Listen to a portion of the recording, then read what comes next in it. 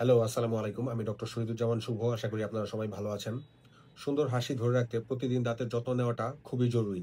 কিন্তু আমরা অনেকেই জানি না সঠিক উপায়ে দাঁতের যত্ন কিভাবে নিতে হয়। আজকের এই ভিডিওতে আমি আপনাদেরকে বলব কিভাবে প্রতিদিন দাঁতের যত্ন নেবেন এবং ব্রাশ করার সঠিক নিয়ম কি।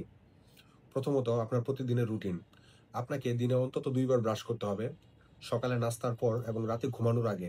রাতের বেলায় ব্রাশ করাটা সবচাইতে জরুরি, কারণ রাতে মুখের ভেতর লালার প্রবাহ কমে যায় এবং ব্যাকটেরিয়া সবচাইতে বেশি সক্রিয় থাকে।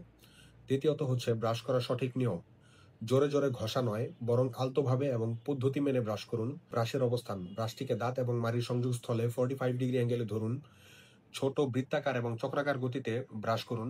দাঁত এবং মাড়িকে একসাথে মাসাজ করার মতো করে পরিষ্কার করতে হবে। কমপক্ষে 2 মিনিট ধরে ব্রাশ করুন। তাড়াহুড়ো করবেন না। সামনের দাঁতের ভেতরের অংশগুলো ব্রাশের ডগা বা অগ্রভাগ ব্যবহার করে পরিষ্কার করুন। ব্যাকটেরিয়া এবং দুর্গন্ধ দূর করতে জিহ্বা পরিষ্কার করতে ভুলবেন না। জোরে ব্রাশ করা যাবে না কেন? আমরা অনেকেই মনে করি জোরে ব্রাশ করলে দাঁত বেশি পরিষ্কার হয়, কিন্তু এটি একটি সম্পূর্ণ ভুল ধারণা।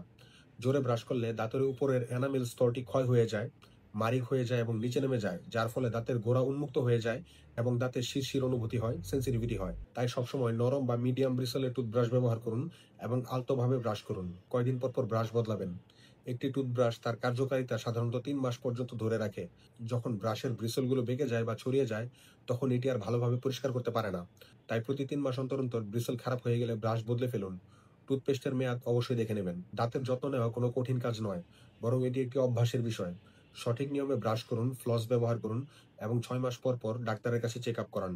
আপনার সুস্থ দাঁত এবং সুন্দর হাসি আপনার আত্মবিশ্বাস বাড়িয়ে তুলবে। আপনার কোনো প্রশ্ন থাকলে আমাদের চ্যানেলের কমেন্ট বক্সে করতে পারেন এবং আমাদের চ্যানেলটি সাবস্ক্রাইব করে রাখুন। ধন্যবাদ। আসসালামু আলাইকুম।